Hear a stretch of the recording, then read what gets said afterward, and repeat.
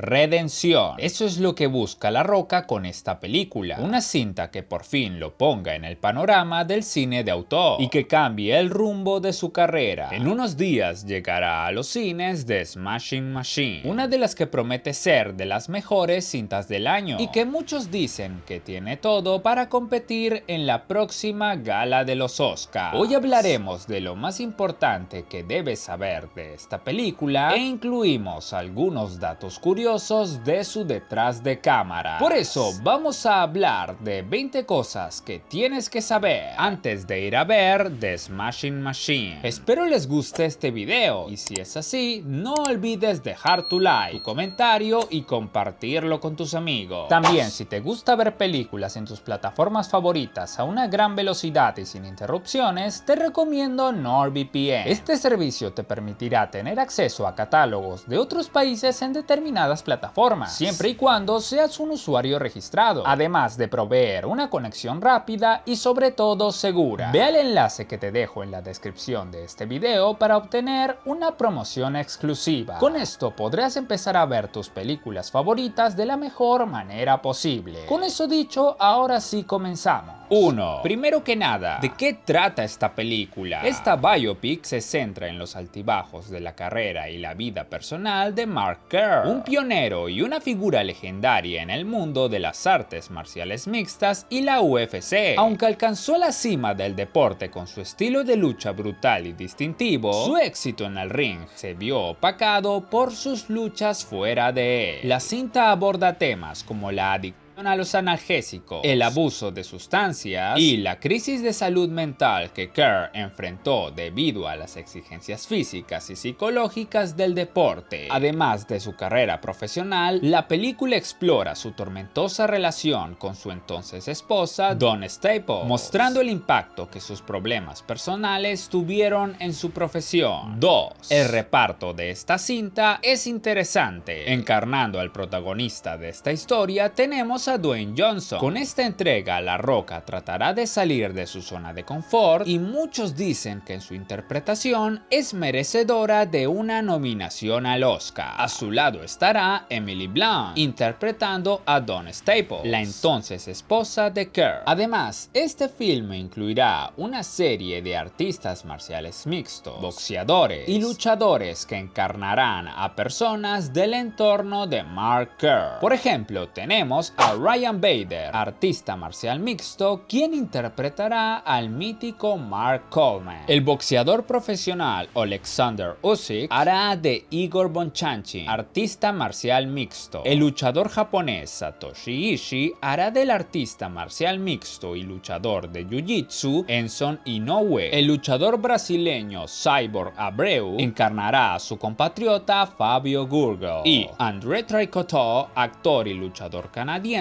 hará del artista marcial mixto Paul Bareland. Sin dudas, un reparto muy completo. 3. Este filme marca el debut en solitario como director de Benny Safdie. Anteriormente ya había dirigido otras cintas, todas en colaboración con su hermano Joshua. Películas como Heaven Knows What, Good Time y Uncut Gems forman parte de su trayectoria. El director también se ha desempeñado como actor, siendo su más reciente trabajo la cinta de Oppenheimer. 4. Dwayne Johnson reconoció que fue todo un reto seguir el entrenamiento necesario para el papel, ya que tenía que ser muy preciso con los movimientos que practicaba. Esto debido a que el verdadero Mark Kerr, en sus épocas de luchador amateur, realizaba movimientos que incrementaban su masa muscular en ciertas zonas específicas. Johnson también aclaró que este reto se incrementó debido a su propia edad, aunque el director Benny Safdie comentó que el resultado estuvo perfecto. 5. El proceso de los prostéticos para el rostro de Dwayne Johnson para asemejarse a Mark Kerr tomaba entre 3 y 4 horas al día, y el actor comentó que el maquillaje para la caracterización fue muy sutil para que no se vea algo aparatoso. En total se utilizaron entre 13 y 14 prótesis faciales para replicar los rasgos del luchador. Y esto tiene pinta de que se obtuvo un muy buen resultado. 6. Emily Blunt comentó que con el fin de prepararse para este papel, pudo conversar con la verdadera Dawn Staples. La actriz comentó que ella fue muy honesta con su historia y el cómo se sintió en aquellos años al lado de Mark Kerr. Blunt precisó que el haber podido conversar con Dawn y el estilo espontáneo de dirección de Benny Safdie hizo que se pudiera mostrar detalles y destellos